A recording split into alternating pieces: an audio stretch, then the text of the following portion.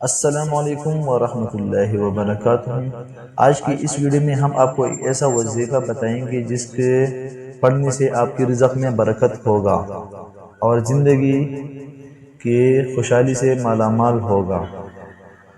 تو یہ وظیفہ یہ ہے: اللہم ربنا انزل علینا مائدۃ من السماء تکون لنا عیدا للاولین والآخرین وآیۃ منک وارزقنا وانت خیر الرازقین۔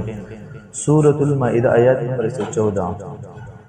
اس قرآنی دعا کے پڑھنے والوں کو اللہ پاک غیبی رزق عطا فرماتے ہیں، خیر و برکت عطا فرماتے ہیں۔